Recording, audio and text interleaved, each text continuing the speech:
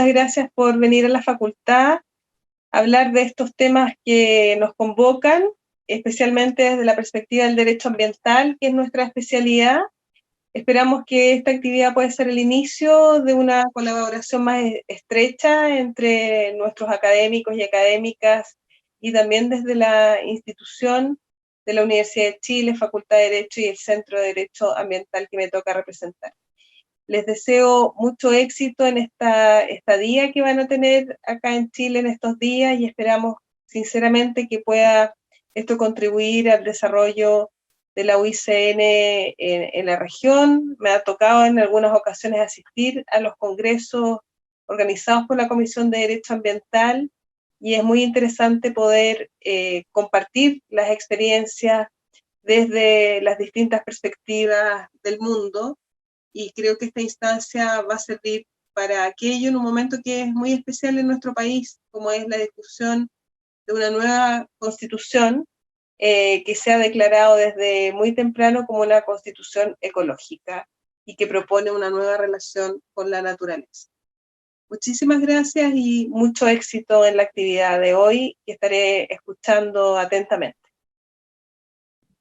Muy amable por tu saludo, Pilar. Estoy seguro que todos aquí comparten muy sentidamente esas esperanzas que tenemos puestas en nuestra nueva Carta Fundamental y los principios que se ha autoasignado, que pueden ser muy señeros para el desarrollo del país.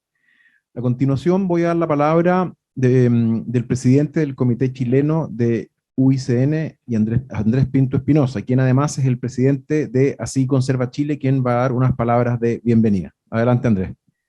Primero que nada, agradecer a la facultad, a mi querido Centro de Derecho Ambiental por el apoyo brindado para organizar esta actividad. Pertenecía hace algunos años atrás al centro.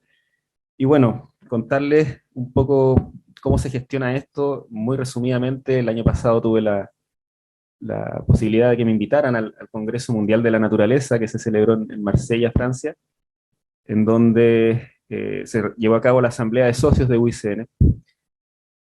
De un universo de 20.000, 30.000 personas de este Congreso Mundial, solo habíamos 2 chilenos. Y me di cuenta de las deficiencias en esta línea que tenemos como país, por supuesto, frente a otras fortalezas que tenemos. Pero, sin embargo, pude recoger en ese momento la experiencia de otros comités chilenos regionales muy fuertes, sin ir más lejos, el caso de Perú, de Ecuador, de los cuales tenemos mucho que aprender. Y en esas circunstancias, en ese momento, pese a que levanté harto la mano en la asamblea para hacernos notar como país, se me acercó Gabriel y nos reunimos a hablar justamente no solo de Chile, sino que del bioma o de los ecosistemas del Cono Sur. Sudamérica a nivel internacional está muy representada, y muy bien por eso, por temas de Amazonía, pero falta que nos empecemos a mover nosotros, quienes estamos a este lado del continente y que tenemos una labor muy fuerte para realzar no solo los problemas, sino que las oportunidades que tenemos en nuestros países.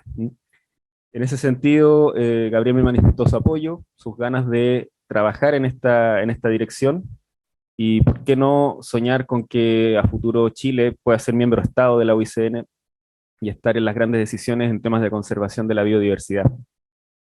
UICN es un organismo, el organismo más antiguo de temas de conservación de la naturaleza, del año 1948, que viene trabajando, y bueno, considera muchos estados, miembros, socios, ONG, muchas personas trabajando en pos de la conservación de la naturaleza, por supuesto no bajo una paz constante, ¿no?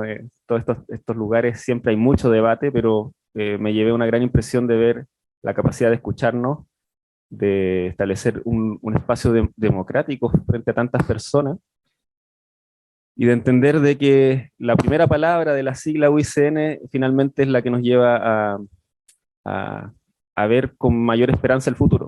Es simplemente una unión, trabajar bajo la unión.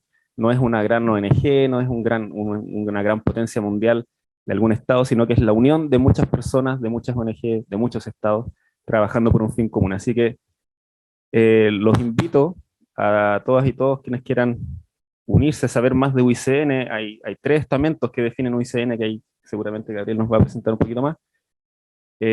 A participar, a unirse en este esfuerzo que estamos tratando de llevar desde el Comité Chileno de UICN, para que UICN tenga mayor presencia en Chile y Chile tenga mayor presencia en UICN. Así que desde ya agradezco a Gabriel la ayuda, el compromiso, a Stephanie también por estar acá, por el trabajo que hemos tenido hoy día. Se ven buenos horizontes, y les agradezco también a todos y todas quienes están presentes, quienes vienen en camino, porque muchas vienen en camino, y quienes están conectados también y nos están siguiendo. Eso, muchas gracias. Muchísimas gracias, Andrés, por tus palabras de saludo y presentación para apertura de este seminario que estamos realizando hoy día. A continuación, voy a dar la palabra precisamente a Gabriel Quijandría Acosta, quien es el director regional para Sudamérica de UICN. Un breve reseña de su trayectoria, de sus tareas y su compromiso que lo han llevado a estar siendo actualmente el director regional para Sudamérica de UICN. Él es un experimentado profesional en la gestión ambiental y de los recursos naturales, con 20 años de experiencia en la región de América Latina. Él es peruano, es experto en formulación, implementación y evaluación de políticas ambientales con énfasis en cambio climático, financiamiento del desarrollo sostenible y conservación de la diversidad biológica. Cuenta con amplia experiencia en actividades de captación de fondos con agencias oficiales de cooperación bilateral, multilateral y también fundaciones privadas.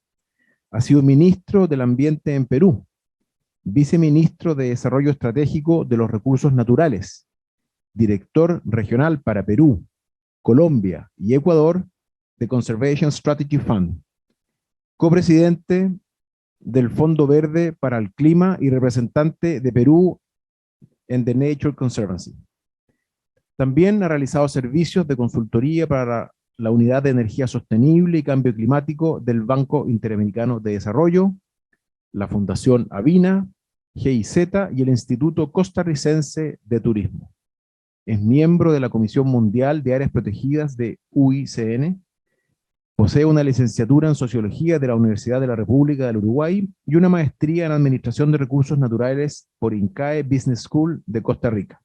A continuación, por favor, doy la palabra a don Gabriel Quijandría, quien nos hará una breve exposición alrededor de unos 15 minutos. Por favor. Muchas gracias, David. Muchas gracias a nuestra anfitriona, a Pilar, por acogernos el día de hoy aquí. Es un gusto poder estar en esta presentación aquí en el Centro de Derecho Ambiental, en la Facultad de Derecho. Y un agradecimiento a Andrés, particularmente por la invitación, para acompañarlo en este proceso de elevación de la visibilidad de UICN en Chile, ¿no? Como él lo comentaba, nuestro encuentro recién llegados, en realidad él como miembro del comité chileno y yo como director regional, tenía un par de semanas de haber embarcado en UICN, fue muy fructífero en términos de decir, bueno, necesitamos poder aumentar la visibilidad y la capacidad de incidencia de UICN en Chile. Había una coincidencia de ideas del interés de Andrés de hacer eso, con el interés desde la oficina regional de ampliar también su cartera de proyectos, su capacidad de trabajo hacia un ámbito en el cual desde hace un tiempo estamos con menos presencia, ¿no? Actualmente, un poco lo vamos a ver cuando haga la presentación, la cartera de intervenciones de la oficina regional está muy cargada entre Colombia y Bolivia. Hay una cantidad importante de recursos que se están implementando. Hay un paquete también interesante en Brasil, pero en la zona del Cono Sur no mucho, ¿no? Por lo menos desde el secretariado. Pero cuando hemos conversado con Andrés sobre la posibilidad de venir a apoyar este proceso de fortalecimiento de UICN y del impulso de esta nueva idea de UICN Chile, dijimos sí, encantados, porque además Esto ocurre en una coyuntura interesante, con un cambio de gobierno, con un gobierno que tiene un perfil distinto, en el cual la temática ambiental, en particular la temática de cambio climático, tiene una mirada mucho más profunda, mucho más explícita, y dijimos, sí, claro, encantados de poder venir y apoyar eso, ¿no? O sea, poder dar desde nuestro lado el soporte a ese proceso. Ahora, si podemos ir de una vez a la presentación. Nosotros trabajamos en la Oficina Regional para América del Sur, que tiene su base en Quito. Tenemos una segunda oficina con base en Brasilia, que es desde la cual conducimos nuestros proyectos en ese país. Siguiente, por favor. UICN, digamos, ¿cuál podría ser la definición? Es un bicho raro, porque es una unión de instituciones de naturalezas muy distintas. Y creo que ahí está su particularidad y su poder. UICN tiene tres pilares, ¿no? Tres instancias que son las que la constituyen, ¿no? Por un lado, su membresía, o sea, las instituciones que son miembros de la UICN, que son cerca de 1.500 a nivel mundial en este momento. Lo que es interesante es que en esas 1.500 están incluidos 90 estados. O sea, estados nacionales que son o que han decidido ser miembros de la OICN y que se sientan en una, digamos, una posición bastante democrática y bastante igualitaria con organizaciones de sociedad civil, con organizaciones indígenas, con entidades públicas tipo ministerios o servicios de áreas protegidas. Y bueno, a partir de septiembre pasado, también se van a empezar a sentar con gobiernos subnacionales, ¿no? O sea, con instituciones que representan provincias, departamentos, estados, regiones, en un trabajo bastante interesante, como veremos en términos, o sea, lo que es interesante es que estos 1.500 miembros tan distintos entre sí, que podrían tener intereses disímiles, ¿no? Sin embargo, cada 4 años llegan a ponerse de acuerdo en un plan, ¿no? Y en un programa de trabajo conjunto para avanzar la agenda de la conservación. Siguiente, por favor. Nosotros en la región tenemos 108 miembros en este momento, esto incluyendo nuevamente 2 estados nacionales, el estado ecuatoriano y el estado del Perú son miembros. Estamos, como lo señaló Andrés, en un proceso de acercamiento con el estado chileno y con el estado de Colombia para ver la posibilidad de que también se puedan afiliar. Tenemos una participación, como sería de esperar, muy importante de organizaciones de sociedad civil, ¿no? Que son el grueso de nuestra membresía en la región, como ocurre en todo el mundo.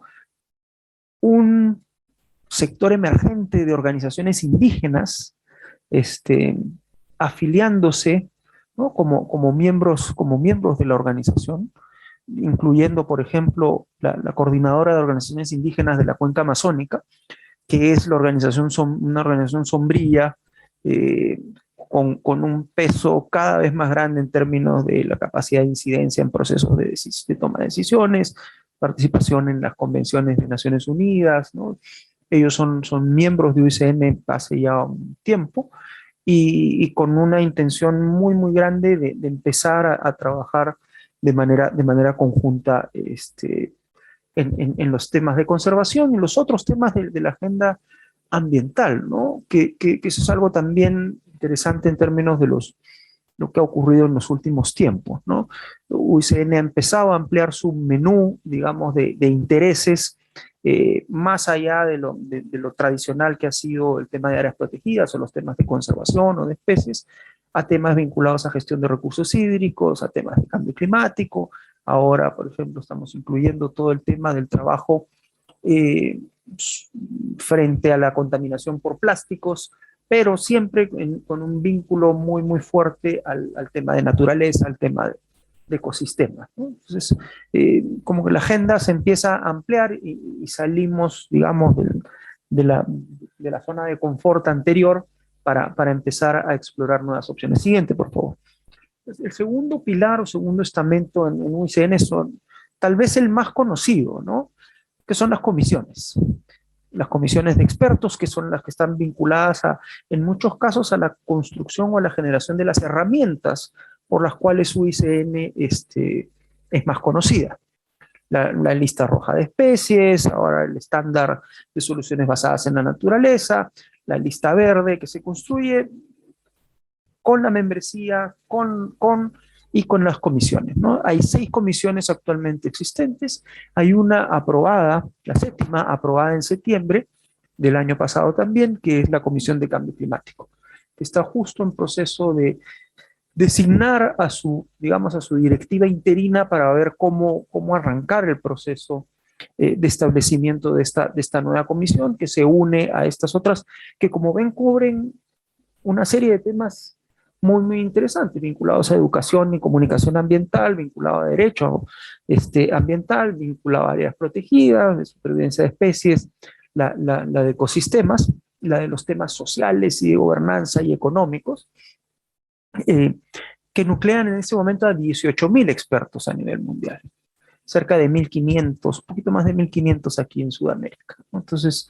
es como la segunda instancia que construye, sobre la cual se construye el potencial de UICN. Siguiente, por favor. Siguiente, porque ahí van a aparecer la ubicación de las oficinas. No, anterior, ahí. Y finalmente el tercer estamento es el secretariado. Es este cuerpo al cual estamos nosotros adscritos como oficina regional, que funciona como un articulador o una bisagra para poder generar oportunidades por el lado de financiamiento, por el lado de apertura de espacios de diálogo, de acompañamiento a procesos de formulación de políticas públicas, por ejemplo, donde la red puede desplegar su capacidad o la capacidad de sus miembros, de sus expertos. Nosotros tenemos 65 oficinas a nivel mundial, entre las oficinas regionales, oficinas de país, oficinas de proyecto, en más de 50 países en el mundo. En América tenemos, como señalaba, las 2 oficinas aquí en Sudamérica, la de Quito, que es la oficina regional, más la oficina de país en Brasil. Tenemos una oficina en San José, que tiene su ámbito regional desde México, todo Centroamérica y el Caribe. Una oficina en Washington que trabaja con nuestra membresía amplia en Canadá y en Estados Unidos, pero además tiene una función adicional que es la de recaudar fondos para poder cubrir parte de las intervenciones que hacemos en otras regiones del mundo donde no hay tantos recursos, ¿no? Lo mismo las oficinas que tenemos, la oficina que tenemos en Bruselas cumple también un poco esa función doble, ¿no? Y tenemos en algunas regiones una presencia realmente importante en términos de manejo de presupuesto o de intervenciones específicas. Nuestras oficinas en África son realmente grandes, manejan 10 veces más presupuesto y a veces 4 veces más personal que las oficinas que tenemos nosotros en Sudamérica, ¿no? Porque, claro, en gran medida ahí UICN funciona como un ejecutor directo de proyectos en campo, ¿no? En Sudamérica es un poco distinto, tenemos como una ubicación más en un segundo piso, ¿no? En un tema de, bueno, cómo construimos valor agregado sobre el que producen nuestros miembros, ¿no? Sobre el que producen las organizaciones de sociedad civil o los estados mismos o las organizaciones indígenas a través de sus intervenciones propias. La idea es evitar también competir de manera desleal con nuestros propios miembros por estos casos. Hay ciertas estrategias para ver, bueno, por dónde podemos conseguir recursos que tal vez no son accesibles, no los puede acceder nuestra membresía, los recursos del GEF, ¿no? Del Fondo para el Medio Ambiente Mundial, o los recursos del Fondo Verde del Clima, ¿no? Nosotros somos una agencia acreditada para poder acceder a esos recursos y eso nos permite trabajar, digamos, en una escala mucho más agregada de intervención que nos evita, como les digo, estar compitiendo por recursos con nuestros propios miembros. Y esto es algo interesante, que es esta particularidad o este valor tan particular que tiene UICN, que es la posibilidad de poner de acuerdo a 1.500 miembros cada 4 años sobre un programa de trabajo conjunto. Por más que los que llegan a esta reunión tienen pues naturalezas y necesidades muy distintas, ¿no? Y en pocos espacios a nivel mundial, no importa el sector, hay una confluencia, digamos, de estados que logren algo como esto, ¿no? Y esto creo que es o sea, sobre esto es que está basado la potencia de la red, ¿no? Cuando un poco buscan sacar una definición sobre o sea, dónde está el poder de la UICN, el poder de la UICN está en la U, en ser la unión, ¿no? No en lo internacional, está en la U, o sea, está en ser esta red de entidades, de personas preocupadas por ver cómo la naturaleza entra como un elemento importante, cada vez más, además, en una lógica de construcción de bienestar, ¿no? Porque también hay este tránsito que la UICN ha hecho de una mirada, digamos, más tradicional de conservación naturalista, lo cual es propio de una entidad nacida en el año 1948, a una entidad que sigue manteniendo el enfoque en la naturaleza y en los ecosistemas, pero con una mirada donde las personas están en el centro, ¿no? Donde, o sea, esta construcción de intervenciones y de búsqueda de ver cómo se incorpora la naturaleza es con la finalidad de asegurar bienestar en última instancia, bienestar para la gente, ¿no? Finalmente esto es parte de la discusión, creo que se ha revitalizado un poco, digamos, con la situación del COVID. ¿Para quién conservamos?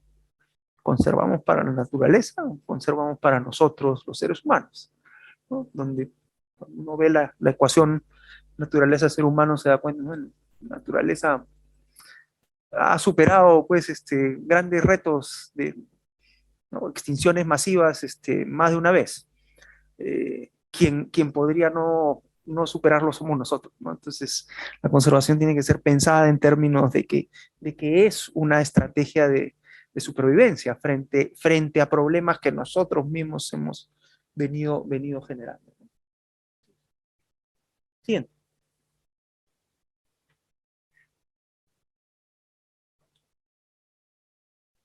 Y esto es nuevamente, o sea, uno de los temas poderosos que tiene UICN. Siguiente. El Congreso Mundial de Conservación, que ocurre cada 4 años, el más reciente que ocurrió en septiembre del año pasado en Marsella, un año retrasado respecto de la fecha original, porque por motivo de la pandemia. Y en mi caso el de Marsella fue el tercer Congreso Mundial al que yo asistí. Fui en 2004 a Bangkok, en 2008 a Barcelona, y yo creo que yo he visto un punto de inflexión distinto respecto a los anteriores. En el de Bangkok, por ejemplo, llegó la reina de Tailandia, ¿no? Y vino con su micrófono de oro, inauguró y se fue. En este congreso, el presidente Macron estuvo 3 días seguidos participando en los debates. Y ahí lo ven, pues, con Harrison Ford, ¿no? Con Han Solo, y Deckard, y todos los personajes que él, Diana Jones, que él ha hecho, ¿no? O sea, uno ve que eso que tal vez se había visto ya ocurriendo en la discusión de cambio climático, ¿no? Donde uno ve, bueno, hay pesos pesados en esa discusión, empieza a ocurrir en la discusión sobre naturaleza y sobre ecosistemas. La señora Christine Lagarde, que fue la presidenta del Fondo Monetario Internacional y ahora la presidenta del Banco Central Europeo, pasó 4 días sentada en el Congreso de UICN, participando como nunca antes, muy esperado de una señora o de un señor de un banco central, discutiendo los temas del efecto de la problemática de naturaleza en la economía o en el futuro visto desde el punto de vista de alguien, digamos, preocupado por la inflación o por temas que antes estaban pues desconectados de la discusión de conservación. El rol de las organizaciones indígenas también, pero como un tren, fuertísima y muy, muy grande en términos, además de decir, tenemos afinidades con las organizaciones de sociedad civil, pero también tenemos nuestra agenda propia, con unos temas que son muy específicos de nuestra realidad, de nuestra preocupación, que van más allá de la agenda tradicional, digamos, de conservación. Siguiente, por favor. ¿Cuáles son las prioridades que hemos venido, o las líneas de acción que nosotros hemos venido desplegando desde la Oficina Regional para Sudamérica, ¿no? Que es esta oficina del secretariado? Siguiente, por favor. Todo el tema de gestión de áreas protegidas y otros mecanismos efectivos de conservación basados en áreas. La UICN tiene un enfoque muy, muy fuerte en herramientas, en la construcción de herramientas, cómo se despliegan herramientas, cómo se construye gobernanza a partir de la aplicación de esas herramientas. Entonces, la primera línea ha sido esta vinculada a áreas protegidas, conservadas y otras medidas de conservación. Ahí el trabajo de la lista verde, tal vez ahora que Steffi haga su presentación va a hablar más tener un zoom sobre esos temas. Una siguiente línea que es esta que se está mostrando, de los temas de gobernanza territorial, ¿no? Y gestión de los recursos naturales, con una participación importante de comunidades locales, de organizaciones indígenas. Tenemos este proyecto en el ámbito amazónico, Amazonía 2.0, que trabaja en 6 países de la cuenca con organizaciones indígenas. Vamos a iniciar un proyecto en el marco de una cosa que se llama Iniciativa de Conservación Inclusiva, que va a tener trabajo con poblaciones mapuches en una zona de frontera entre Chile y Argentina, que va un poco en esta línea. Siguiente, por favor. Gobernanza del agua y gestión de los recursos hídricos. ¿Se acuerdan? Les dije un poco el scope o la mirada se ha ido ampliando hacia temas un poquito más allá de los temas tradicionales de conservación. El tema de gestión de recursos hídricos es una línea importante con un enfoque ahorita muy, muy particular sobre una idea que se llama el concepto de la hidrodiplomacia. Cómo se construyen las condiciones para que los países que comparten recursos hídricos logren acuerdos de gestión efectiva, ¿no? O sea, puedan manejar de manera racional un recurso que es de ambos. Tenemos intervenciones en el lago Titicaca, apoyando las gestiones entre Perú y Bolivia, gestiones en la frontera entre Perú y Ecuador, donde hay varias cuencas compartidas también. Vamos a iniciar intervenciones entre Colombia y Ecuador, a partir un poco de la experiencia que hemos visto en estos países. Son procesos con un costo de transacción alto, es difícil construir esta confianza entre gobiernos nacionales o entre gobiernos, digamos, subnacionales, que están pegados uno al lado de otro, pero están en diferentes países. Pero es un proceso muy, muy retador, pero también que genera resultados interesantes, ¿no? O sea, después de varios años de apuestas, se acaba de firmar un acuerdo base entre Perú y Ecuador, por ejemplo, para la gestión de sus cuencas compartidas, ¿no? Es un poco un producto interesante de este proceso. Siguiente. Todo el tema de la línea de restauración de paisajes forestales, bueno, junto con los temas de conservación, este es un tema emergente, cómo recuperar ecosistemas y cómo recuperar los servicios ecosistémicos asociados a estas zonas que han perdido su cobertura boscosa o que requieren intervenciones específicas para volver a tener la capacidad de ofrecer condiciones de bienestar. Siguiente, por favor. Adaptación basada en ecosistemas, que es una línea de trabajo muy, muy importante que se ha desplegado con un enfoque particular en el tema de disponibilidad de recursos hídricos, como les comentaba, en los últimos tiempos, con una concentración muy grande en los ecosistemas de páramos.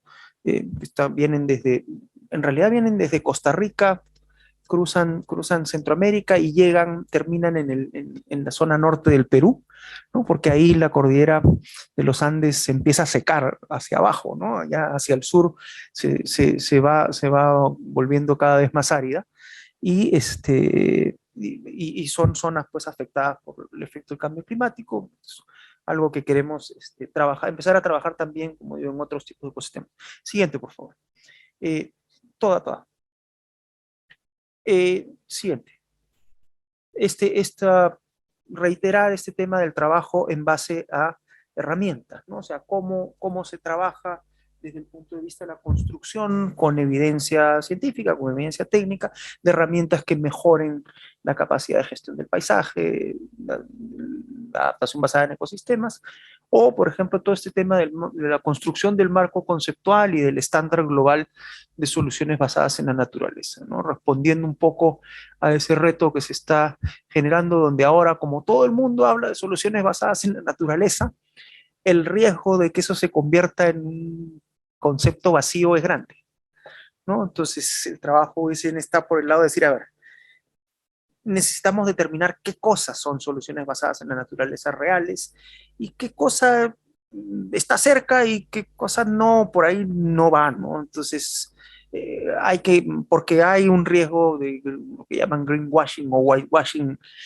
importante, ¿no? Y si ustedes lo ven, googlean y van a salir millones de resultados de soluciones basadas en la naturaleza desde todos los lados, ¿no? Entonces, ese es un esfuerzo en el que estamos ahora. Siguiente, por favor, ya para redondear.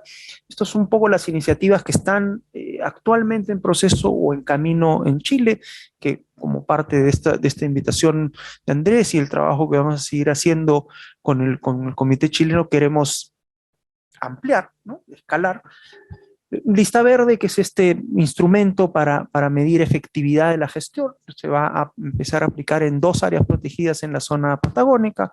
Stephanie va a hablar de eso en su presentación.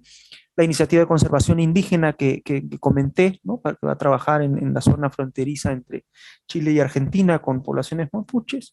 Chile es parte de la iniciativa de financiamiento climático subnacional, que es un gran proyecto global del Fondo Verde del Clima, que busca promover proyectos de soluciones basadas en la naturaleza del sector privado, pero en alianza con autoridades subnacionales, con municipios, ¿no? O con intendencias, o sea, cómo se asocian con un actor privado para impulsar un proyecto de solución basada en la naturaleza que resuelva alguna problemática vinculada pues, a la agenda de gestión local, ¿no?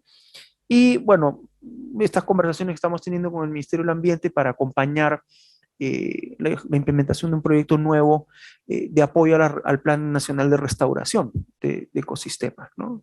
Cómo nos aliamos a ese proceso para avanzar.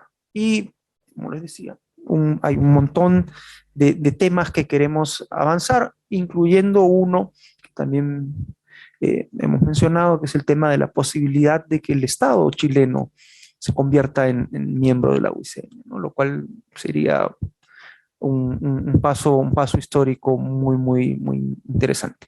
Muchísimas gracias, disculpen si tomé demasiado tiempo.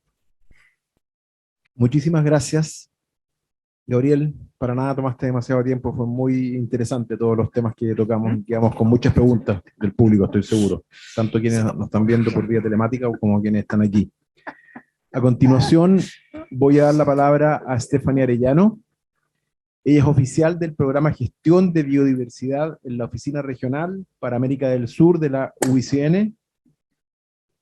Stephanie es de nacionalidad ecuatoriana y es, como dije, la oficial del programa de Gestión de Biodiversidad de la Oficina Regional para América del Sur de la UICN. Tiene el título de bióloga otorgado por la Pontificia Universidad Católica de Ecuador, una maestría en cambio global y sostenibilidad socioecológica de la Universidad Internacional de Andalucía, y otra en sostenibilidad ambiental, económica y social en la Universidad Autónoma de Barcelona. En la trayectoria de Stephanie se resalta el trabajo realizado para el Ministerio del Ambiente del Ecuador, tanto en la Subsecretaría de Cambio Climático, en donde trabajó en la construcción de la estrategia REDD+ para Ecuador, y otros temas relacionados con la mitigación de cambio climático a nivel de ecosistemas. así como en la Subsecretaría de Patrimonio Natural, donde se desempeñó como coordinadora de la Unidad de Áreas Protegidas a nivel nacional. Adicionalmente, realizó consultorías para ONG nacionales e internacionales en temas relacionados con adaptación al cambio climático, REDD+, sostenibilidad y alternativas productivas, análisis de políticas, planes operativos para áreas protegidas, entre otros.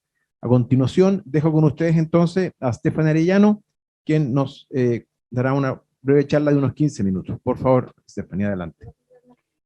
Bueno, como lo mencionaron, mi nombre es Stephanie Arellano, trabajo en la oficina regional para UICN América del Sur, junto con Gabriel, estamos basados en Quito. Yo les voy a hablar sobre un estándar de certificación para áreas protegidas y conservadas. Y ustedes se preguntarán de tantos temas que comentó Gabriel, ¿por qué la lista verde? Y es un tema que estamos empezando con fuerza en Chile, cuando ya lleva algunos años. Les voy a contar primero de qué se trata este estándar para que ustedes conozcan y después les voy a comentar un poquito del trabajo que estamos realizando en Chile y el trabajo que realizamos en la región en relación a este tema. No sé si se puede proyectar la presentación. Bueno, no te preocupes. Vamos a empezar porque la lista verde no solo habla en su título de áreas protegidas, sino también conservadas. Como ustedes saben, se ha dado muchísima importancia a estos espacios de conservación. ¿Por qué? Porque no solamente aseguran la conservación de ecosistemas, sino también de especies y, digamos, de diversidad genética también en sus estructuras más inferiores. Y de áreas conservadas que son se están empezando a trabajar con fuerza en la región. Son estas otras medidas efectivas de conservación basadas en áreas que son reconocidas bajo diferentes compromisos internacionales, por ejemplo, los que están abajo del Convenio sobre Diversidad Biológica, antes en las metas Aichi, ahora en los temas del post-2020. Siguiente, por favor. Pasemos 3 diapositivas, por favor, porque esto ya lo comentó Gabriel. Siguiente. Ok, entonces todos reconocemos que las áreas protegidas y conservadas son estrategias claves para la conservación de la biodiversidad. Ayudan también a reducir amenazas. Siguiente, por favor. ¿Y qué es el estándar? El estándar se presenta como una de las primeras certificaciones a nivel global que reconoce el manejo efectivo de estos espacios conservados. Todos ustedes seguramente deben haber escuchado de la lista roja, que es uno de los más conocidos, que habla de amenaza, peligro, extinción. Por otro lado, la lista verde hace lo contrario, reconocer las buenas prácticas en estos espacios conservados. Entonces, básicamente, es un estándar a nivel global.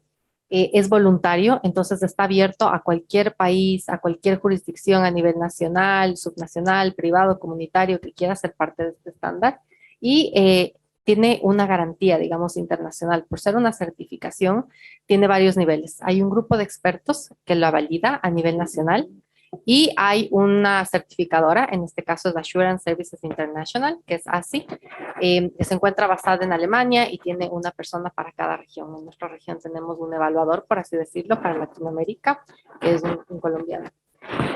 Este proceso de certificación se lo hace por 5 años, cuando el área puede asegurar mediante diferentes documentos y herramientas de gestión que está haciendo una conservación a largo plazo de la biodiversidad que se encuentra dentro de esta área protegida. Siguiente, por favor. Entonces, como les comentaba, hay una meta que todos los países hasta el 2020 estaban enfocados en cumplir y era la meta 11 de Aichi. Esa meta hablaba de cumplir un porcentaje, cada país tenía que responder con un porcentaje bajo conservación, tanto a nivel terrestre como marino. Entonces, a nivel terrestre se hablaba del 17% y en aguas continentales al 10%. Pero muchos países se enfocaban, digamos, solo en esta parte inicial, incrementar espacios bajo conservación con estos porcentajes. Pero se olvidaban de la parte de abajo de la misma meta 11, que como ustedes lo ven, habla de asegurar conservación efectiva. Es decir, lo que les decía hace un momento, cómo están demostrando que no sean áreas de papel, que no solamente se creen y se declaren espacios bajo estas figuras de conservación, sino que efectivamente estén haciendo una conservación a largo plazo. No solamente pensando en valores naturales, sino en culturales, en temas sociales, en temas de gobernanza, en temas de cambio climático, conectividad, amenazas, entre otros que les voy a comentar más adelante. Entonces, este es uno de los motores, por así decirlo, del estándar de la lista verde. Y también en la meta 11 se habla de esta otra figura de conservación que son las otras medidas efectivas basadas en áreas, que son las conocidas como OMEC. Ahora mismo hay toda una discusión, está un retraso de la COP, de la CBD, del Convenio sobre Diversidad Biológica, que tenía que realizarse en el 2020. Sin embargo, por la pandemia esto tuvo que retrasarse. Se han tenido este año algunas discusiones, algunas virtuales, otras presenciales, y se espera que se adopte varias metas en este año. Una de esas es la meta 3, que digamos es el seguimiento de la meta 11 de Aichi, y en la meta 3 ¿qué contempla? Habla del 30 por 30, no sé si ustedes han escuchado ya del 30 por 30, y cambian estos porcentajes, ¿no? Que antes era el 17 y el 10%, ahora es el 30%, asegurar que se conserven en los países al menos del 30% de territorio al 2030. Entonces, un poco también se alinean, digamos, con los objetivos de desarrollo sostenible, que como ustedes saben, también van al 2030. Y aquí es cuando muchos países de nuevo vienen a este tema de, ok, el 30% tal vez no solo se le puede conservar a través, digamos, de un gobierno, sino que otras figuras. Y se resalta aún más el tema de las OMEC, con las otras medidas efectivas de conservación, y también de enfocar a otros actores. Entonces, por ejemplo, entran los privados, los comunitarios, los gobiernos subnacionales y otras figuras más. ¿Para qué? Para también asegurar esta conservación mucho más conectada. O sea, nosotros sabemos que muchas veces existen países de nuestra región que hay áreas protegidas y en sus zonas circundantes existen estas zonas conservadas que tal vez no son reconocidas y que tal vez están conectando especies, movilidad de especies. Entonces, como que fortalecer esta visión de conectividad y que sea algo mucho más articulado y no solo, digamos, a través del Estado, sino mediante otros actores. Siguiente, por favor. Entonces, de nuevo, la lista verde. ¿Qué busca? Entonces, como ustedes saben, las áreas protegidas, normalmente hay muchos actores alrededor de estas áreas, no solo gobiernos, sino, como les decía, comunidades, ONGs que quieren aportar. Entonces, la lista verde lo que busca es fortalecer estos resultados de conservación a través de esta conexión entre diferentes actores que están interesados en actuar en el área protegida. Muchas veces se realizan acciones dispersas en un área. ¿Por qué? Porque no existe, digamos, una radiografía inicial que nos dé el contexto de cómo es la situación actual del área protegida. Entonces, la lista verde busca primero tener un análisis, digamos, un estado A, y cómo pasar a un estado B, identificando estas debilidades, o me gusta llamarlas oportunidades, para mejorar en ese transcurso. Y bueno, facilitar la colaboración y la cooperación. Entonces, a pesar de que, digamos, es un trabajo que se hace a nivel nacional o local, tratamos de visibilizarlo a nivel global para que diferentes donantes que están interesados en trabajar en la lista verde o en las áreas protegidas digan, ok, estos espacios tienen súper claro cuál es su camino, entonces tienen un estado A, saben cuáles son sus oportunidades de mejora, entonces a través de eso queremos invertir. ¿Por qué? Porque pueden demostrar cómo estaban y cómo quieren estar, cómo se articulan los actores y cómo finalmente se hace un trabajo mucho más efectivo. Siguiente, por favor. Entonces, cuando yo les hablo de la lista verde, seguramente ustedes dicen qué es. Entonces, esto es un resumen de qué es la lista verde. Son 4 componentes, uno de gobernanza, otro de diseño y planificación y otro de manejo efectivo, que cuando se cumplen estos 3 nos llevan a cumplir el 4, que son los resultados exitosos de conservación. En estos 4 componentes hay 17 criterios, que son los que ustedes ven en la pantalla, y bajo estos 17 criterios hay 50 indicadores.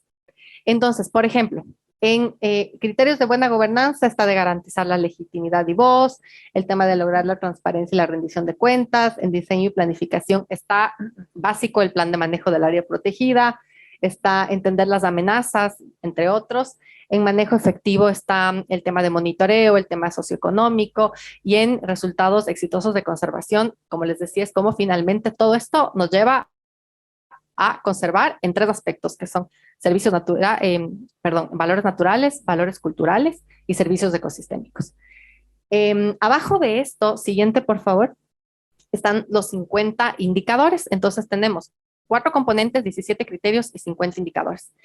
Yo he puesto aquí una lluvia de ideas, porque no voy a explicar los 50, pero de qué contemplan estos indicadores y cómo se asegura su cumplimiento. Entonces, por ejemplo, cada área que se somete a la lista verde tiene que demostrar mediante medios de verificación que está cumpliendo. Entonces, por ejemplo, el relacionado con el plan de manejo, el medio de verificación es el plan de manejo como tal. Amenazas, ¿cómo está manejando las amenazas? En temas de gobernanza, ¿cómo se están garantizando la participación de los actores? ¿Qué mecanismos existen? ¿Hay un comité de gestión o no hay? Etcétera. Y entonces se demuestra a través de medios de verificación para cumplir los indicadores y finalmente decir, esta área cumple. ¿Qué pasa cuando en la primera autoevaluación que hace un área protegida se identifican estos vacíos? Se trabaja en un plan de mejora para que el área pueda demostrar el cumplimiento de estos indicadores. Por ejemplo, nos ha pasado que a veces que dicen, nosotros sí tenemos mecanismos de participación en el área, pero ¿tiene un documento? No, no lo tengo. Entonces, trabaja en el documento. O tenemos información, pero no sabemos dónde está. Entonces, comienzan las áreas a organizar esta información y finalmente resultan en experiencias que no solo favorecen a esa área protegida, sino al sistema nacional. Y aquí es cuando un poco les cuento el trabajo que estamos empezando a hacer con Chile. Chile empezó a hacer una autoevaluación de 24 áreas protegidas, 18 de la Patagonia, de estas 24, y de este resultado vieron que habían 2 áreas que estaban con súper buenos resultados, que fueron el Parque Nacional Cerro Castillo y el Parque Nacional Vicente Pérez Rosales. Entonces son las 2 primeras áreas candidatas de Chile que están en proceso de la lista verde. ¿Y qué se quiere con esto? Aplicar, digamos, los indicadores y estos resultados y lecciones aprendidas al sistema. Y esto va de la mano con todo este proceso en que en Chile se está movilizando, digamos, en el servicio de biodiversidad y áreas protegidas, en el tema de asegurar lineamientos claros para las áreas protegidas y comienza a articularse en un proceso súper interesante de organizar todo lo que pasa en relación a áreas protegidas en Chile. Entonces, estas áreas van a ser como los primeros pilotos que van a traer experiencias importantes para el resto del país y para otros, digamos, subsistemas. Siguiente, por favor.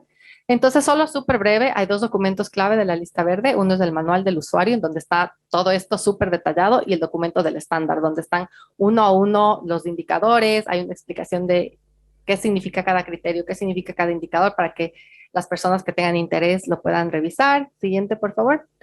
Bueno, hay diferentes fases, una fase de candidatura, que es donde estamos ahora mismo en Chile, y de ahí comienzan otras fases, ¿no? En donde ya el proceso se realiza el plan de mejora hasta que finalmente termine la certificación, que son 5 años del área protegida.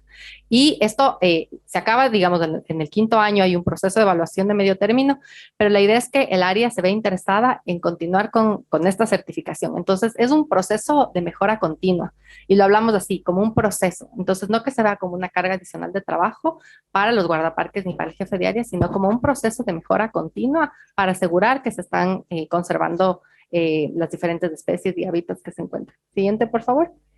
Hay diferentes actores involucrados, hay organizaciones que las llamamos como mentoras o padrinos que apoyan este proceso. En Chile es interesante porque con este proceso que les cuento está involucrada la Universidad Austral de Chile, está involucrado Pew, que son los que financian y apoyan técnicamente estos procesos, y se quiere seguir apoyando otras áreas. Gobiernos, socios locales, nacionales, etcétera. Siguiente, por favor.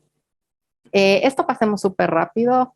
Es como lo que yo quería mostrar en esta diapositiva es cómo se van vinculando diferentes actores en el proceso. Entonces, como ven, es algo que lo motivamos desde UICN, desde el staff, por así decirlo, desde el secretariado, pero en donde buscamos finalmente articular y crear un proceso que se institucionalice en cada país, que no seamos nosotros los que estamos atrás del proceso, sino que vean cuál es la importancia para la conservación y que este proceso comience a moverse solo en cada uno de los países o zonas de intervención. Súper breve, esto le puedes pasar, por favor, solo contarles la historia. Empezó esto en el 2012 con varios países piloto a nivel global. Empezamos en Colombia en el 2012, después se juntó Perú en el 2016, después se juntaron en un proyecto con Visión Amazónica, nuevamente Perú, Colombia, Ecuador, Bolivia y Brasil, y con Chile, como les decía, empezamos conversaciones y como que el tema mucho se fue fortaleciendo en el 2019 hasta ahora que ya está consolidado el tema y queremos seguir ampliando y trabajando para que se asegure esta conservación. Siguiente. Muy breve, en la región tenemos ahora mismo algunas áreas ya certificadas, tenemos 5 áreas en Colombia, 2 áreas en Perú. Siguiente, por favor. Siguiente. Y tenemos en 6 áreas, 3 de la Amazonía en Bolivia que están bajo lista verde, 8 en Ecuador. Estamos también empezando a trabajar en Brasil y, como les decía, 2 iniciales en Chile. Esto solamente es para mostrarles que finalmente la lista verde lo que busca también es este trabajo colaborativo, crear una comunidad a nivel global, en donde no solamente están estas entidades en cada país aportando al proceso, sino también expertos voluntarios. Para Chile se ha creado un grupo de expertos que son los que van a evaluar el proceso de lista verde. Hay 9 personas que van a apoyar este proceso y hay varios de estos grupos de expertos que ayudan en la evaluación a nivel nacional. Entonces, son varios expertos voluntarios que se juntan en estos más de 50 países que tenemos de implementación. Y eso sería, espero haber sido clara, cualquier consulta me quedo atenta. Gracias. Muchísimas gracias, Stephanie, por tu presentación. A continuación, invito a Fernanda Romero a acercarse ahí a la testera, a la mesa donde están los demás exponentes. Gracias por haber venido. Bueno, Fernanda Romero va a cerrar esta ronda de 3 presentaciones. Ella es directora de Relaciones Públicas de Así Conserva Chile actualmente. Ella es ecólogo paisajista de la Universidad Central y candidata a magíster en áreas silvestres protegidas y de conservación de la naturaleza de esta misma universidad, la Universidad de Chile. Se define como una botánica de oficio y amante de la naturaleza, y en especial de las plantas en toda su extensión y diversidad. Oriunda y apasionada por la localidad de Aculeo, sintiendo un arraigo muy fuerte con esta zona y con el cordón de Cantillana. Ejerce como coordinadora general de la Reserva Natural Altos de Cantillana y fue presidenta de la Red Santuarios de la Naturaleza de la región metropolitana. Hace más de 6 años, Fernanda es directora de Así Conserva Chile, siendo clave en darle continuidad y transferencia al trabajo de la asociación desde los directorios anteriores. Dejo con ustedes entonces a Fernanda Romero, quien hará una exposición también de unos 10 a 15 minutos. Adelante, Fernanda, por favor. Muchas gracias. Básicamente, esta es una pequeña exposición donde, además de contar un poquito sobre la historia, cómo se ha gestado el movimiento, podríamos decir, de áreas de protección privada en Chile, pasando también por contar qué es Así Conserva Chile, para quizás quienes no conocen tanto, y finalmente como una pequeña pincelada sobre en qué estamos hoy día como organización y como en el fondo como áreas protegidas privadas, viendo también los próximos desafíos. Entonces, si quieren podemos pasar a la siguiente.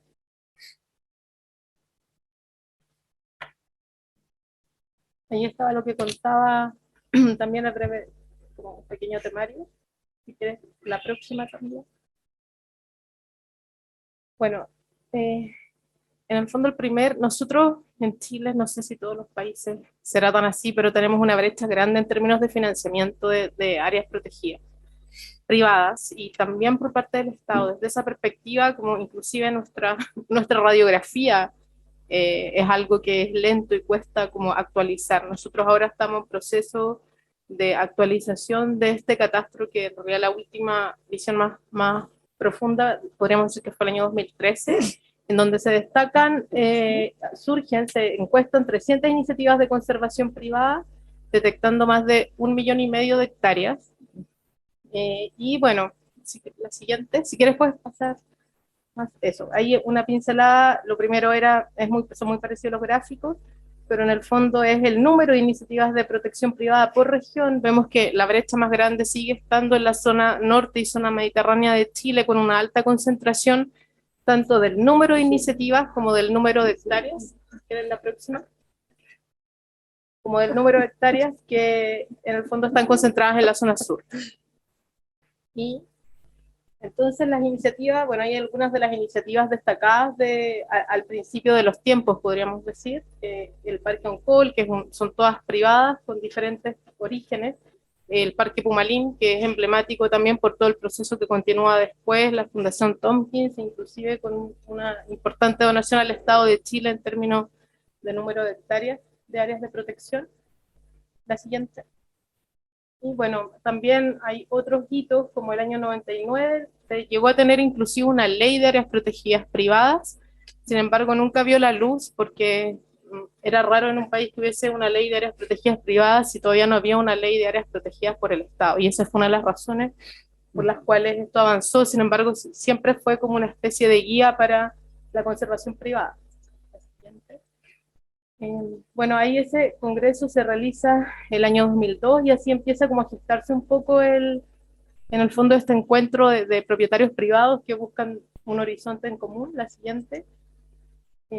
También, bueno, por ejemplo, esta es una de las más antiguas, la Asociación Gremial de APP Valdivia, son pequeñas áreas que se unen y van creciendo, va creciendo cada vez más el número de miembros. Y ahí los encuentros asociados al proyecto GEF-CIRA, que finalmente es lo que gatilla es la creación de Siconserva Chile. En estos encuentros se empieza a gestar a Siconserva Chile, la siguiente, la cual finalmente se crea en octubre del 2010 como una asociación gremial. En ese momento reunía 36 socios, después se continúan adhiriendo más socios. Siguiente. Ahí hay algunos, bueno, los primeros inicios, la primera presidenta que fue Elisa Corcuera. Siguiente. Y bueno, nuestros propósitos, tenemos varios: impulsar políticas y estándares, compartir información, intercambiar experiencias, conectar, representar, asesorar y conseguir reconocimiento. Esta última no es menor porque en el fondo, al no haber una institucionalidad del Estado que nos acoja, el tema del conseguir reconocimiento no es menor. Para cada uno en su propia realidad de área protegida privada, y en el fondo yo siempre he dicho que Siconserva Chile ha funcionado como un grupo de contención, porque es un montón de locos dispersos que empezaron con esta idea de conservar, o sea, dispersos me refiero en el territorio, hace 10 o 15 años, cuando todavía estos no eran temas muy conocidos, y de pronto esa necesidad de conectar con otros, en el fondo de ver que habían otros en otras partes que tenían las mismas inquietudes, los mismos problemas, fue realmente clave, y el conseguir reconocimiento todavía sigue siendo, estamos en el fondo a la espera de la ley SBAP, y sigue siendo una brecha también en la gestión de las áreas. Ahí están, bueno, nuestros miembros actuales son 46 miembros distribuidos en 13 regiones, desde la región de Antofagasta hasta la de Magallanes. Siguiente. El año 2013, bueno, ahí se recoge un poco, nosotros fuimos parte importante de este catastro, en el fondo, o sea, ayudamos a articular y todo, de las 310 iniciativas, y se reconocen más de 1,5 millones de hectáreas en manos privadas que estaban destinadas a conservación. Siguiente. En 2013 se genera, también somos la sede del Congreso Latinoamericano de Conservación en Valdivia, y bueno, ahí hay un pequeño estado también de que no solamente existe Siconserva Chile, tanto CODEF en un primer momento como Siconserva Chile hoy día son iniciativas más a nivel nacional, pero hay muchas iniciativas locales. Yo particularmente también tengo la experiencia acá en la región metropolitana de la red de santuarios, que además, por el hecho de ser todo santuario de la naturaleza, que es un área de protección oficial, en el fondo de alguna forma permite articular mejor algunos apoyos, principalmente del Estado.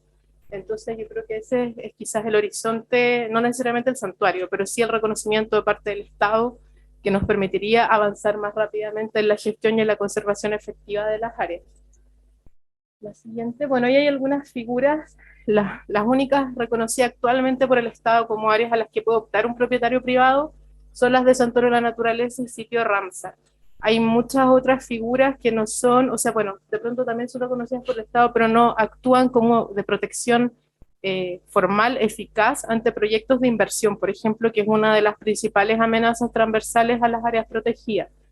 Entonces, hay, por ejemplo, sitio prioritario, que son categorías del Ministerio de Medio Ambiente. Hubo un decreto acá mismo que intentó que sí fueran vinculantes para efectos del Servicio de Evaluación Ambiental, duró, no recuerdo si fueron meses o un poco, y volvieron a sacar un decreto desafectándolas, y entonces eso genera un montón, hay gente que cree que estamos mucho más protegidos de lo que en realidad estamos.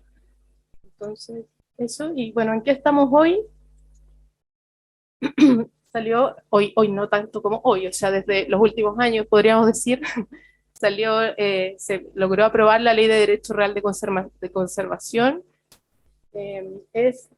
Bueno, fue un hito realmente para todos, y obviamente es un instrumento de conservación, es un instrumento privado que está, yo creo que está todavía, estamos viendo los primeros, todavía no muestra toda su extensión y su magnitud, podría decir yo, porque están las primeras experiencias, está avanzando cada vez más, pero todavía no, yo creo que hay muchas cosas. Por ejemplo, no se ha visto cómo es capaz de pelear este instrumento ante la minería, que es una amenaza súper grande, sobre todo en toda esta área que tiene la mayor el mayor déficit de hectáreas de conservación, como es la zona norte y la zona central. Siguiente. El establecimiento de estándares, bueno, armonizados. En el fondo hay la siguiente. Nosotros el año, hace 2, 3 años, no recuerdo, la pandemia fue como una laguna en la vida de todos, ¿no? 4 o 5 años quizás, tuvimos un proyecto Corfo en conjunto con el Ministerio de Medio Ambiente, la Fundación Tierra Austral, PIU, varias organizaciones nos unimos y generamos estos estándares de conservación, están muy vinculados a lo que es la lista verde, y bueno, ahí se establecen estándares para, en el fondo, 3 dimensiones. Los estándares propiamente tal para las áreas, pero también para organizaciones garantes de conservación y también para el uso del derecho real de conservación. Entonces hoy día estamos en este proceso de poder consolidar esto en el fondo, porque se hizo el esfuerzo, se hicieron los estándares, se han hecho algunos pilotos, sin embargo todavía esto requiere más esfuerzo y más inversión para ir trabajando y aplicando, ejecutando en el fondo todo este trabajo. Ahí está el libro está disponible en formato web, también tenemos algunos ejemplares en papel. Y a raíz de esto también surge esta necesidad del registro de áreas de protección privada en el Ministerio de Medio Ambiente, lo cual ha sido lento, en el fondo es voluntario, y si ya la conservación voluntaria es difícil, además registrarse aparentemente todavía ha sido más complejo. Entonces lento, y es algo que queremos empezar a impulsar, para en el fondo, porque hoy día cuesta mucho recopilar la información, hay mucha información, yo creo que hay muchas cosas más que se podrían hacer con esto. Y bueno, otra cosa que ha sido importante para nosotros, hay varios cuerpos legales que nos afectan, pero sin embargo la ley SPAP, para nosotros es un gran dolor todavía no tener ley. En el fondo, como es mejorable, estamos de acuerdo, pero yo no sé, creo que no conozco casi ninguna ley que al momento de ser aprobada ya no tenga un libro de modificaciones que hacerle, pero el tema es que hoy día nosotros, como áreas protegidas privadas, estamos, no sé cómo decirlo, pero estamos desnudos en el fondo. Desprotegidas. Áreas protegidas. Áreas desprotegidas privadas. Es realmente, no somos tuición, o sea, tenemos formalmente la tuición, por ejemplo, los santuarios del Consejo de Monumentos y también un poco el Ministerio, pero es una tuición bastante como con las manos atadas de alguna forma. No tenemos financiamiento. Las organizaciones pueden acceder a ciertos financiamientos, pero solo por el hecho de ser organizaciones. Nadie tiene puntos por ser un área protegida. No hay incentivos, siempre lo hemos dicho, para la protección privada lo que más hay son desincentivos en nuestro sistema. Realmente, o sea, de eso podríamos hacer una lista. Los incentivos son realmente muy pocos. No quería caer en esto del lloriqueo, pero de verdad es una situación que es precaria. Yo creo, o sea, no hay que desanimarse, porque creo que somos un país incipiente todavía en esto. O sea, hace poco, 3 décadas que tenemos una ley de medio ambiente y así las cosas han ido avanzando. Bueno, ¿por qué no necesitamos? Es un compromiso ambiental internacional en el fondo, que está pendiente, y lo mismo, se completa la institucionalidad ambiental. Esto estaba planificado en la ley de medio ambiente, pero se ha demorado 3 décadas en el fondo en concretarse. Se demoró 2 décadas en ingresar en el fondo a su diseño y evaluación, y su tramitación. En este país el 50% de los ecosistemas y el 62% de las especies están amenazadas. No nos olvidemos que Chile es una isla en términos de biodiversidad. No tenemos el número de especies que hay en el trópico ni nada de eso, que de repente en una hectárea está la misma cantidad de especies de Chile, pero la diferencia es que las que tenemos nosotros casi están solamente aquí. El bosque, que ni siquiera es visto por muchos como un bosque de la zona central, por ejemplo, es un bosque que no lo compartimos con nadie, porque tenemos un murallón. Acá hay zonas donde los endemismos suben sobre esa categoría, o sea, sobre ese número. Entonces, realmente somos un lugar muy particular. Chile se vende como un país de naturaleza, y sin embargo, entonces se vuelve un poco impresentable no tener una ley de biodiversidad todavía, no tener fondos de biodiversidad. O sea, hoy día tenemos el Fondo Naturaleza recién lanzado hace un mes, y estamos muy contentos por eso, pero en el fondo estamos atrasados, estamos ahí como a toda máquina tratando de avanzar para sostener también la crisis que está viniendo, porque hoy día los ecosistemas están cambiando a una velocidad realmente desesperante y no estamos ni siquiera siendo capaces de registrar eso. Y bueno, con la DSVAP también se crean nuevos instrumentos de conservación y se moderniza el Sistema Nacional de Áreas Protegidas. La brecha en conservación de áreas protegidas no es solamente en el tema privado, en el sistema público también hay brecha. O sea, en el fondo también Chile es uno de los países que menos invierte por hectárea en su Sistema Nacional de Áreas Protegidas. Entonces, en el fondo, la protección de la biodiversidad es a todas escalas. La última, y bueno, los desafíos, lo que hablamos un poco, lograr el reconocimiento, los incentivos de parte del Estado y la sociedad, visibilizar y reconocer la gobernanza por parte de los pueblos originarios y las comunidades locales. Para nosotros es muy importante eso, en el fondo también generar capacidades locales, es como clave, más allá de que de pronto grandes organizaciones quizás empiecen, o sea, como que vengan a administrar todas las áreas o muchas áreas, quizás lo que necesitamos es generar esas capacidades porque es clave la comunidad local para la conservación de cada territorio. Desarrollar un marco regulatorio que estandarice y mejore las prácticas del manejo, eso tiene mucho, está muy vinculado al tema de la lista verde y por eso mismo es súper valioso todo ese aporte, y dar vida al registro oficial, ese es un desafío en el fondo que nos hemos planteado también como asociación gremial, seguir apoyando la ley SPAP, ojalá que vea la luz lo antes posible, no se ve tan fácil el camino, pero hay que tener esperanza, y bueno, y esa última es casi más reflexiva, pero otra vez, posicionar los aportes de la naturaleza, que no lo dije en ninguna parte, pero en el fondo, ¿por qué estamos en esta situación? Es porque en general la sociedad de alguna forma no valora los aportes de la naturaleza y mucho menos entiende las necesidades que ésta tiene. Entonces desde ahí se desprende un poco la educación, la sociabilización de todas estas cosas es clave para todo, y también es un desafío grande, permanente, que en realidad del cual somos embajadores todos los días. Muchas gracias. Muchas gracias, Fernanda.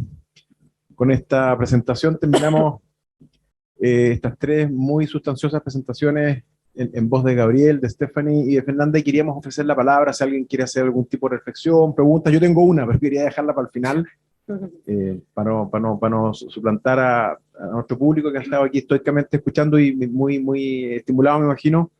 Así que ofrezco la palabra, si es que alguien quisiera hacer alguna consulta o reflexión a nuestros expositores. India, por favor. Gracias. Bueno, primero muchas gracias por las presentaciones a todos. Tengo una pregunta respecto a lo que plantea Fernanda al final. ¿Cómo, Gabriel, piensas que desde el Comité Chileno de UICN podremos influir o incidir en que Chile tenga una institucionalidad más robusta y que esté enfocada a las áreas protegidas, tanto públicas como privadas, pero también en la conservación de biodiversidad fuera de áreas protegidas, que es algo que viene a potenciar el Servicio de Biodiversidad y Áreas Protegidas? Gracias.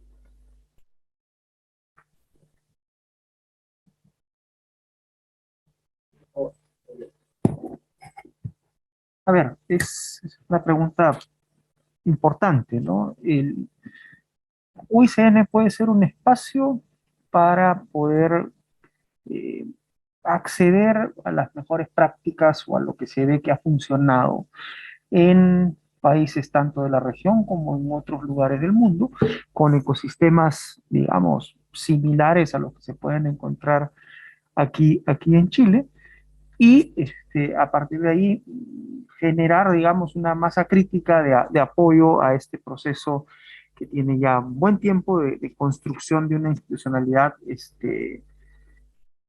articulada, ¿no? O sea, hay una institucionalidad que ponga, digamos, en un mismo estándar eh, todos los modelos de gestión que existen de áreas protegidas o de áreas conservadas en Chile.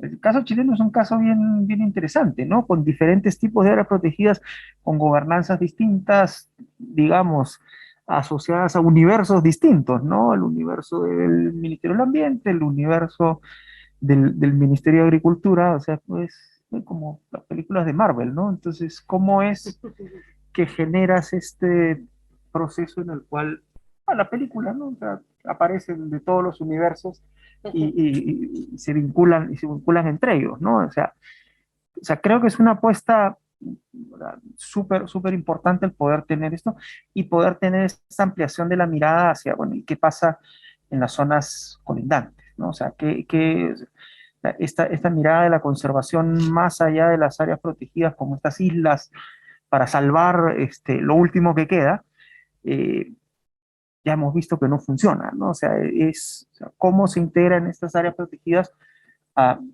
procesos de ordenamiento territorial o de miradas más amplias, de gestión integrada del territorio, es la única forma. Y un poco lo que señalaba Stephanie en su presentación, es toda esta discusión que está ocurriendo alrededor de esta meta del 30 por 30, ¿no? ¿Dónde están las hectáreas o dónde están los espacios de donde va a salir el adicional que le falte a los países para llegar al 30 por 30 hasta donde se quedaran en Aichi? No va a salir bueno, en algunos casos sí, pero es poco probable que salga de grandes áreas protegidas de millones de hectáreas nuevas, ¿no? Porque eso, yo diría que además en la región de América Latina estamos muy cerca del límite, si es que en algunos países ya hemos llegado a ese límite, para la creación de esas grandes unidades de conservación, porque son muy costosas en términos del costo de transacción, ¿no? O sea, son muy grandes las cosas que hay que mover, porque hay una pelea o digamos, una disputa con grandes actividades productivas, ¿no? Entonces, el adicional va a venir de las intervenciones de conservación de pequeña escala.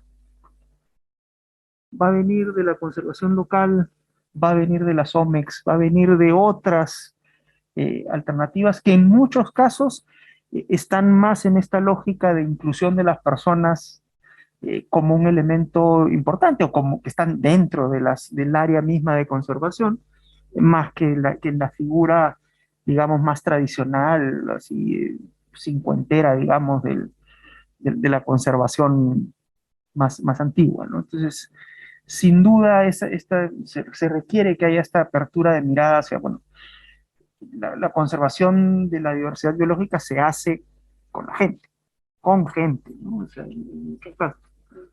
Hola, buenas tardes. Ezequiel Hidalgo de la Fundación Muinso. Soy nuevo con el tema de la lista verde. He trabajado por años con UCN en lista roja, pero no en lista verde. Y mi consulta tiene que ver con de qué manera tú garantizas que efectivamente, o si ese es el objetivo o está dentro de los parámetros de la lista verde, tener controladas las amenazas, especialmente considerando que en la región la mayoría o sea, hay muy poca información, por no decir ninguna. Entonces, partir generando una umbrella, un sombrero de un área protegida de lista verde, en áreas donde no tenemos buena información y donde las amenazas probablemente ni siquiera por no conocerse bien están identificadas, mucho menos mitigadas. Me preocupa el tema. Estaba viendo, por ejemplo, que habían varias áreas en Colombia, varias áreas protegidas en Colombia que están en lista verde. Yo trabajo con osandinos, soy miembro del grupo experto osandino. En algunas de esas zonas hay osandinos y hay muchísimos conflictos de osandino con ganadería y con comunidades locales. Entonces mi pregunta es si este concepto de lista verde está bien parametrizado lo que tiene que ver con identificar las amenazas y, más importante aún, con atacarlas. O sea, en el minuto en que un área protegida es definida como de lista verde, ¿quiere decir que ya las amenazas están mitigadas o no es algo que sea relevante para poder clasificarse como lista verde? Sí, muchísimas gracias por tu pregunta, súper importante. A ver, voy a empezar por el final. Cuando tú me dices, significa que ya no hay amenazas. Y no, es cómo gestionas esas amenazas. O sea, sí tienes que tener identificadas. De hecho, hay un indicador en particular que habla sobre claridad sobre las amenazas, pero hay otro indicador que te dice sobre la gestión de las amenazas. Entonces, como yo les decía, hay 50 indicadores y tienen que haber diferentes medios de verificación a través de los cuales tú puedes asegurar que estás, por un lado, identificando las amenazas y por otro lado, gestionando estas amenazas. Tú sabes que las amenazas no son fáciles de revertir, entonces es todo un proceso también. ¿Y qué buscamos con la lista verde? Como yo les decía, que sea un proceso continuo en donde se establezca una meta, digamos, a corto plazo, después a mediano plazo y después a largo plazo. Eso por un lado. Por otro lado, me parece importante mencionar, tal vez o profundizar. Yo les decía que están los 4 componentes, 17 indicadores y los tres últimos, que digamos son los resultados efectivos de conservación. ¿Qué hablan estos resultados exitosos de conservación? Los tres consideran umbrales. Entonces, umbrales en temas de valores naturales, valores culturales y servicios ecosistémicos. ¿Qué son los umbrales? Esa ha sido otra discusión súper interesante, digamos, a nivel regional. Son básicamente, todos sabemos que en las áreas protegidas, por ejemplo, hay actividades de control y vigilancia, temas de monitoreo, pero muchas veces no están articulados a asegurar que finalmente, digamos, estas cámaras trampas toman a veces imágenes, pero no te dicen si es que es la misma, si es del mismo individuo, cuántos individuos existen y si se está asegurando y conservando el territorio suficiente para asegurar la conservación de tal especie. Estos umbrales te llevan a pensar más allá de solo hacer acciones de monitoreo individuales, sino cómo estás asegurando que esa especie efectivamente se está conservando. Entonces ahí es cuando comienzas a juntar diferentes academia, privados, gestores de áreas protegidas y comienzas a pensar en algo mucho más grande que te asegure a llevar esos resultados. Entonces, la lista verde finalmente, como yo les decía, se convierte en un proceso en donde tú vas mejorando paso a paso. Entonces, tal vez al inicio para, digamos, gestión de amenazas, tú demuestras mediante actividades de control y vigilancia que sabes cuáles son tus amenazas y que estás gestionando. Digamos que esta área recibe la certificación y a medio término vas a tener que demostrar que adicional, después de eso, continuaron trabajando para después, a los 5 años, demostrar que han seguido avanzando en el proceso y que no se quedó estático. Entonces, es como que este impulso de mejora continua que se lleva en las áreas protegidas. No sé si al inicio preguntaste algo adicional, no sé si respondí a toda tu pregunta, ¿está claro? Eso es un poco lo que te motiva a hacer, digamos, la lista verde. Sí, no, es quizás para complementar, creo que hay una palabra clave, que es, en Chile hay un dicho, que es con plata se compran huevos. Creo que, o sea, la lista verde y, bueno, y otros instrumentos, inclusive tener un plan de manejo, que es algo que existe hace tanto tiempo, nuestra peor brecha es financiamiento. En el fondo todo, absolutamente todo, o sea, yo administro un área protegida, 12.000 hectáreas, creo que somos los que tenemos más financiamiento dentro de la región, al menos financiamiento autogestionado de la región metropolitana, y aún así el nivel de crisis es permanente. No tenemos algunas cámaras trampa, pero muchas veces no tenemos ni siquiera capacidad de sacar como conclusiones sobre las imágenes. O sea, siempre todo radica en falta de personal, falta de recursos, y eso que, o sea, nosotros hemos sido capaces de detectar las amenazas. Hoy día, claro, lo que tú decías, hay áreas que es tal su nivel de precariedad que en el fondo, y eso no es conservación efectiva, que tienen un título de papel, que es a lo que apuntabas. Entonces,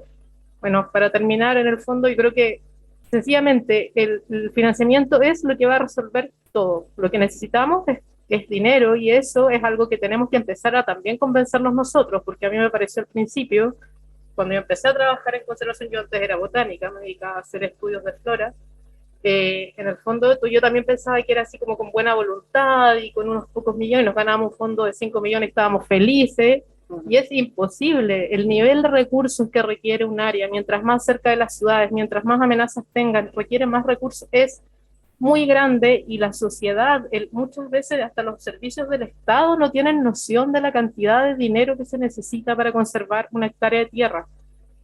Entonces, es clave posicionar eso en primera, o sea, por eso necesitamos SBAP y muchas otras cosas, pero sociabilizar, eso ya lo podemos hacer hoy día. La gente cree que las áreas se cuidan solas, la sociedad civil cree que las áreas se cuidan solas, y eso no es así. Requieren mucho trabajo, hay amenazas constantemente operando, y eso es lo que necesitamos también sociabilizar, y eso lo podemos hacer muchos de nosotros de cualquier perspectiva. Entonces creo que hoy día hay instrumentos técnicos súper valiosos como la lista verde, pero para poder implementarlos en el fondo necesitamos financiar.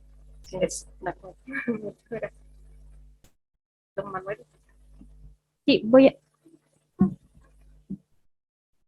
Después de don Manuel vamos a dar la pasada a unas 5 o 6 preguntas que han surgido también por nuestros visitantes en Zoom. Por favor, Manuel.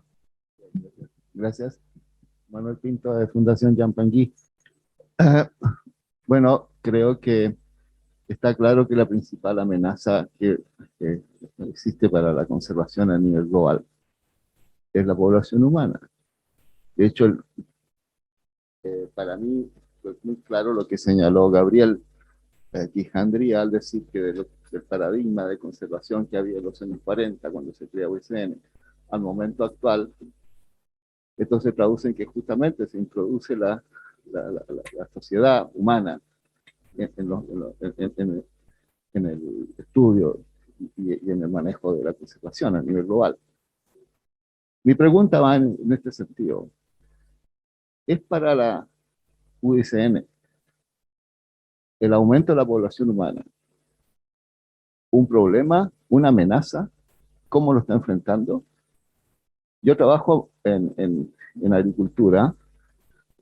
Mi área es más bien la producción de alimentos, y desde el punto de vista de la producción de alimentos es un problema el aumento de la población humana. De aquí al 2050 vamos a estar cerca de los 11.000 millones de habitantes en la Tierra, y para poder suplir la alimentación hay que mejorar todos los índices de productividad en la agricultura. Y la agricultura es la gran industria que está provocando grandes problemas a nivel de la conservación. Entonces, mi pregunta es concreta. ¿Cómo está enfrentando la UICN esta tremenda amenaza que es a nivel global? Particularmente en los países menos desarrollados, que justamente es donde la población está aumentando más. A ver, creo que el problema es doble. Es el tema del aumento de la población junto con el estilo de desarrollo. O sea, es la combinación de los dos problemas o de las dos situaciones el que genera la presión grande sobre los recursos naturales o sobre el ambiente, digamos, a nivel global, con algunas particularidades en algunos países con problemas realmente serios en términos pues, de crecimientos poblacionales. O sea, los esfuerzos en este momento obviamente van enfocados a ver cómo se mejora o cómo se construye un modelo de desarrollo y un modelo de consumo que sea menos intensivo y que pueda reducir la presión sobre los ecosistemas, sobre el ambiente. Porque la acción sobre el desarrollo poblacional desde una organización como UICN es un tema complicado, ¿no? O sea, hay esfuerzos que se llevan a cabo por organizaciones, ¿no? Programas de población, y ahí, bueno, ese no ha sido, no lo es ahora la línea de trabajo o la expertise de Naciones de la UICN, ¿no? En términos de generar políticas de población, ¿no? Sino que más bien estamos yendo por el otro lado de la ecuación, por el lado de, bueno, cómo construir condiciones para que los modelos emergentes, digamos, de desarrollo verde, tengan más posibilidades. Y yo creo que hay algunas perspectivas interesantes, ¿no? O sea, el impacto de la pandemia, por ejemplo, ha llevado, en el caso de mi país de origen, en el Perú, a discusiones sobre, a ver, ¿realmente se siguen necesitando esas grandes carreteras que el Ministerio de Transportes ha planificado para meterse en la Amazonía? O sea, ¿se necesitan en términos reales para asegurar bienestar de las personas que viven en esos lugares? Y claramente no. O sea, hay otras cosas que son más críticas. Tal vez en este momento la llegada de la fibra óptica para poder facilitar transacciones financieras a distancia. Cuando hay emprendimientos, por ejemplo, vinculados a productos de alto valor agregado que no necesitan una gran carretera, y además muy probablemente los intereses de empresas que hemos conocido en las noticias que han estado en los últimos años metidos en grandes procesos corruptos estén de por medio, ¿no? Entonces, ¿cómo se repiensa el modelo de desarrollo en función de los avances pues, que hemos visto, ¿no? O sea, ¿quién se hubiese imaginado el nivel de preparación que tenían los países en vías de desarrollo para afrontar el teletrabajo antes de la pandemia, ¿no? Yo creo que estábamos más preparados de lo que habíamos previsto originalmente. Luego, bueno, a mí me tocó vivirlo como funcionario público, incluso en un ámbito tan formalista y tan rígido, ¿no? En el sentido de decir, no, yo necesito mirar a ver quiénes, dónde están y que me marquen la tarjeta y que uno se da cuenta de que el nivel de productividad no bajó mucho o incluso se mantuvo y en algunos casos mejoró con trabajo a distancia, ¿no? Ya, entonces, ¿cómo rompemos la mirada pues más tradicional, ¿no? Y para empezar a ver cómo se despliega tecnología, cómo hay otras cosas que permiten ir reduciendo la escala del impacto, la escala de presión que se genera sobre los ecosistemas. Hola a todos. Tenemos un par de preguntas en el chat, pero en virtud del tiempo que nos queda y respetando el orden en el que se hicieron, nos vamos a quedar con esta. Es de María José González. Y ella dice, ¿cuáles son las sugerencias legislativas o de políticas públicas que creen necesarias para convocar con los mismos requisitos a las áreas protegidas públicas y privadas, entendiendo que comparten el mismo objetivo que es la conservación de especies o ecosistemas? Difundir, compartir es lo que la reflexión final que tenía en la presentación de desafío. Cada uno de nosotros, cada uno que está presentando hoy día o que tiene algún interés en este tema, necesitamos ser embajadores.